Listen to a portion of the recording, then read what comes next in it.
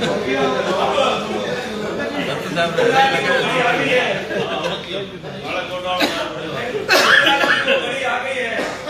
लफ्जों से ना कर मेरे किरदार का फैसला, मेरे लफ्जों से ना कर मेरे किरदार का फैसला, तेरी उम्र गुजर जाएगी मेरा किरदार देखते देखते। मैं आवाज दूंगा जनाब हाजी अब्दुल्ला फकीर साहब।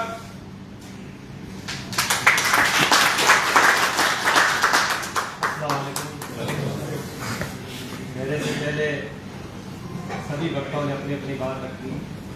आज राजस्थान प्रदेश सुन्नी मुस्लिम सभा के प्रदेश अध्यक्ष भाई सलीम सोडा साहब और राजस्थान के सेक्रेटरी भाई विनोद गांधी और हमारे बुजुर्ग एडवोकेट भाई बरकत साहब और मेरी सीधा बनो और भाई शेर मोहम्मद, तमाम यहाँ पर बैठे अलग अलग जिलों से आए मेरे बुजुर्गों और मेरे नौजवान साथियों, सभी ने जो बातें मेरे मन में थी वो सभी वक्ताओं ने अपनी बातें पहले रखी।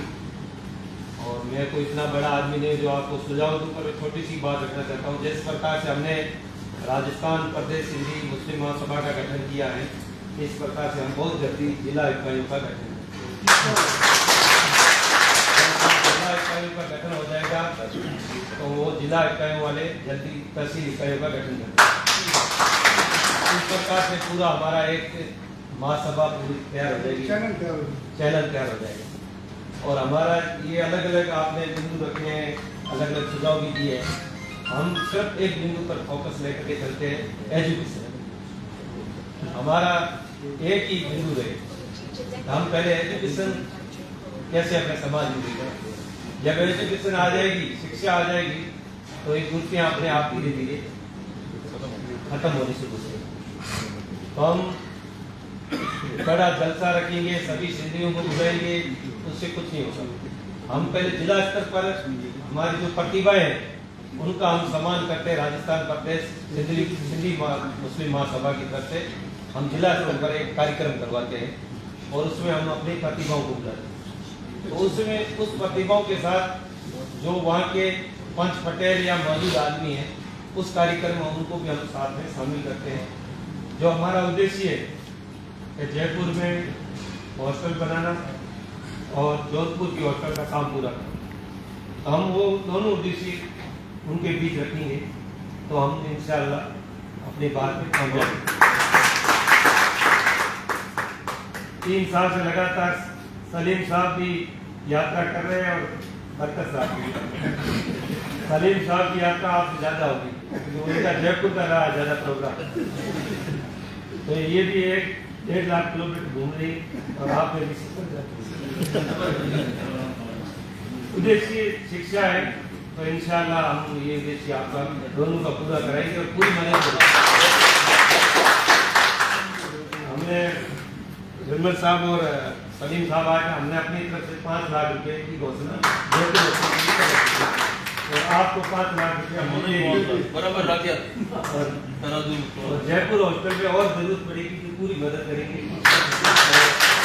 सलीम साहब आज थोड़े थके भी नजर आए, बोले तो अब हौसला, अब कामयाबी मंजिल के पास है, अब आप हताश मत हो, अब आपको सपोर्ट मिलेगा। आज हमारे एजुकेशन से जुड़े हुए लोग आए हैं, तो आप बिल्कुल अभी तो आप पद संभाल के रखो और जब हमारी पूरी हॉस्टल जयपुर की तैयार हो जाएगी उसके बाद नए अध्यक्ष की बात है।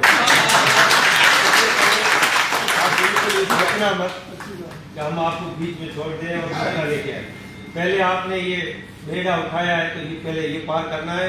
आप निश्चित रहिए जब हमारी जिला इकाइयां बन जाएगी तो आपके पास धन की कमी हो जाएगी, मैं आपको विश्वास देता हूं।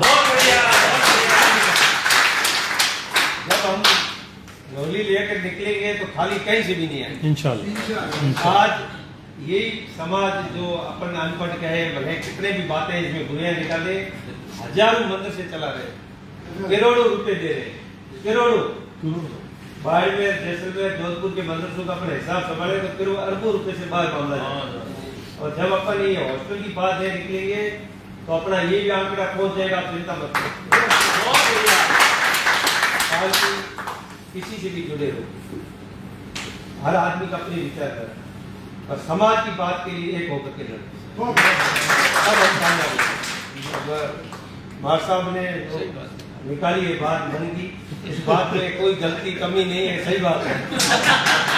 दूसरी पार्टी वाले को एक पार्टी वाले बुलाते भी नहीं, सही बात है। उनके मन में ठेस रहती कि आदमी मेरे सामने वाला है, जबकि दूसरे समाजों में ऐसी बात नहीं है। मैं आपको बिश्नोई समाज मुश्किल से जैसलमेर जिले में 5000 है और उनकी आबादी ज़्यादा में ज़्यादा 15,000। उनकी जिला इकाइयों पर हॉस्टलें बन गई और जिला स्तर पे काम करते। तो मैंने उनसे पूछा कैसे पैसे करते, तो हम हर जगह जाते हैं। लोग देने वालों की कमी नहीं है, लेने वालों की कमी होती है। वहाँ नाचना, मौनगढ़, रामगढ़, जैसलमेर, पोखरण, सब जगह करोड़ों रुपए के एक साथ काम करता। मैंने कहा इतना चंदा लाते कहाँ से, काम जहाँ भी जाते कोई लोग मना नहीं।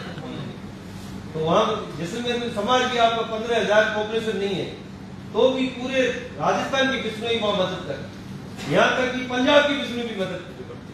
तो इसलिए अपने को घूमने की जरूरत है, मेहनत करने की जरूरत है, डरने की और घबराने की जरूरत नहीं। अभी जो आप जैसलमेर के जिले में घटनाएं हुई, ये हमारी कमजोरी नहीं है, हम इसका मुंह तोड़ कहीं भी जवाब दे सकते थे, परंतु हम नहीं चाहते थे कि माहौल जिले का खराब।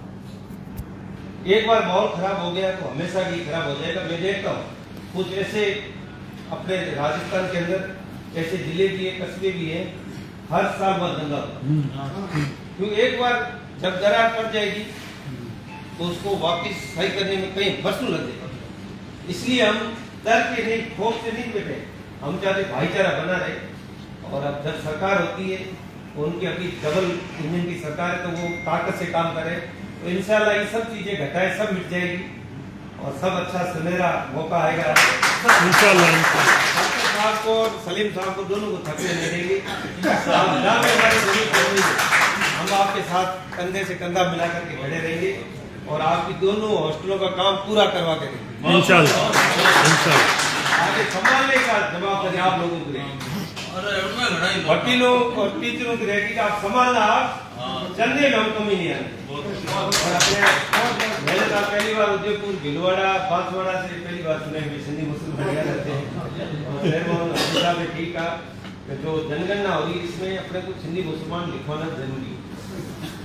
ये पिछले क्रम में लोगों को ओबीसी सर्टिफिकेट लेने में कई तकलीफें आ गई कि आपके पीछे सिंधी मुसलमान नहीं लिखा हुआ, तो इसकी भी हमें तहसीलदारों से लड़ाई लड़नी पड़ी, इसलिए जाकर के ओबीसी की सर्टिफिकेट मिले। अब एक छोटा सी मैं बात करूंगा, हाजी फतेह मोहम्मद जो दुनिया में नहीं रहे, बरू 1999 की घटना।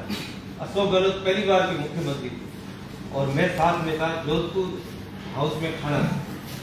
तो मैं काका भतीजा हम दोनों एक साइड में खड़े थे, जिला अध्यक्ष थे कांग्रेस। अशोक गहलोत ने हाथ में रखा, फतेह मोहम्मद जी खाना आप शुरू करो। तो फतेह मोहम्मद जी का मैं खाना खाने नहीं आया, मैं यहाँ ओबीसी में सिंधी मुसलमान को शामिल कराने गया। अशोक गहलोत का वाह, ये तो आपने बड़ा बीड़ा उठाया कि नहीं, जब तक आप शामिल नहीं करोगे मैं जाऊंगा नहीं। और आप ऐसे करो, कल जयपुर हम दोनों काका भतीजा ट्रेन से जयपुर आए और पहला फोन हमने सरदार खोकर वकील को किया, आपके पास फाइल है, आप फाइल लेके आए। अशोक गहलोत का दूसरे ने फोन आया, आपके जिलों की रिपोर्ट नहीं है। हमारे तत्कालीन विधायक थे गोवर्धन कला, उसके हमने पाँव पकड़े और रजत मिश्रा कलेक्टर से जैसलमेर से पॉजिटिव रिपोर्ट दी और अपने को ओबीसी का दर्जा बोलिए और अपने को पता ही नहीं लगा हम ओबीसी में कब आए। और सेंटर की ओबीसी में भी अमीन साहब, साले मोहम्मद जी जब आयोग आया था सेंट्रल गवर्नमेंट, मनमोहन सिंह जब थे जयपुर में, जब मीटिंग हुई सब साथ थे, हम ओबीसी सेंटर में। तो हम कोशिश करने वाला इंसान थे और हमें ओबीसी में शामिल किया। पहले प्रमुख बन गए थे फतेह मोहम्मद जी, ओबीसी से बने और ओबीसी की सीट आई तो रोज ओबीसी वाले नेता जो थे, जो पुराने ओबीसी को रोज आते थे घर, मुझे प्रमुख बनाओ, मुझे प्रमुख बनाओ। जैसे ही सिंधी मुसलमान की घोषणा हुई सबने घर पकड़ लिया, खुद बन गए। तो इसलिए कोशिश करने से आगे की हार नहीं होती और कोशिश करते वो मंजिल जरूर पाते हैं। तो आपने बहुत सवाल में ये उठाया है बीड़ा, तो आपका पूरा अल्लाह ताला पार करेगा और सलीम साहब का भी पार होगा। ये दोनों नौजवान युवा है और इंशाल्लाह मैंने कुछ गलत किया हो तो आप माफ कर दीजिए और आपकी हर संभव आप जहाँ भी हमारी जरूर समझोगे, हम आपके लिए हाजिर हैं। किसी को भी फोन कराने की जरूरत है, आप मुझे व्हाट्सएप में लिस्ट भेज देना, मैं अपने आप फोन कर दूंगा। वाह वाह वाह। बहुत बहुत शुक्रिया अब्दुल्ला फकीर साहब, आपने, शेख मोहम्मद साहब ने, रशीदा जी ने, जफर साहब ने और पूरे राजस्थान से तमाम हमारे सभी मुसलमान समाज के जो लोग आए हुए हैं, आप सब लोगों का आपने टाइम दिया। अब मैं सबसे लास्ट में जुगनू साहब से गुजारिश करूंगा कि मैं के मेहमानों को आप स्वागत सत्कार करिए। अस्सलाम वालेकुम। सभी बाहर से आए हुए हमारे मुख्य मेहमानों का, हमारे भाई साहब अब्दुल्ला जी, शेख मोहम्मद जी, सलीम साहब छोटा और भी कोई उदयपुर भीलवाड़ा से आए हुए हैं, उन सबका तहे दिल से जो तुम्हें स्वागत है। और मैं आपको याद दिलाना चाहता हूँ कि सलीम साहब एंड टीम को मैं सलूट करता हूँ कि विकासपुर तक ले गए और मोती थे, एक धागा बना दिया सलीम साहब। आपको मैं फ्लैश बैक में लेना चाहता हूँ।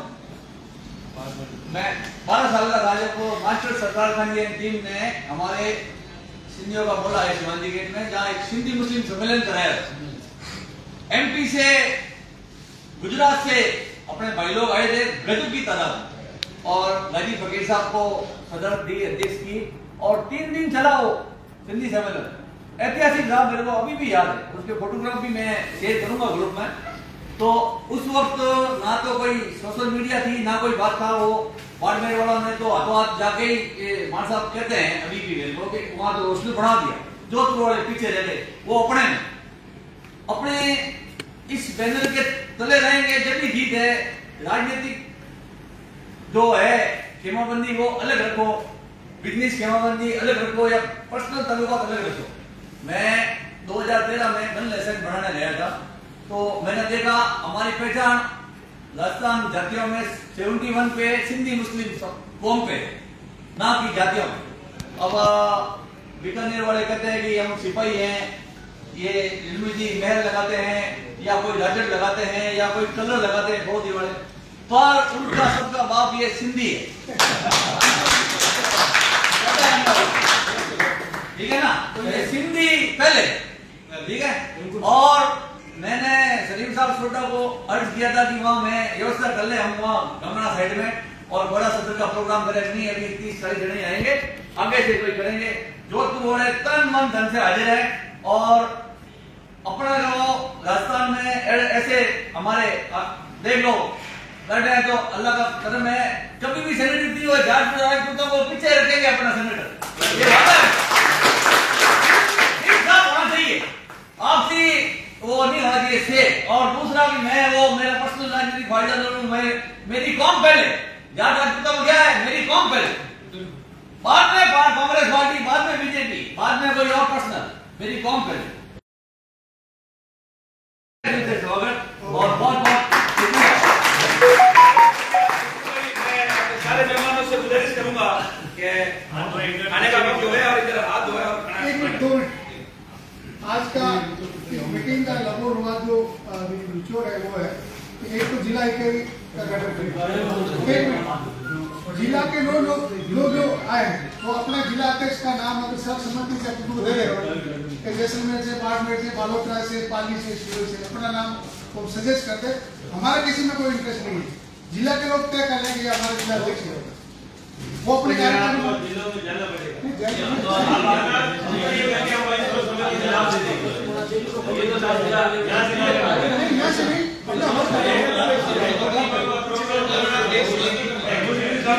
नहीं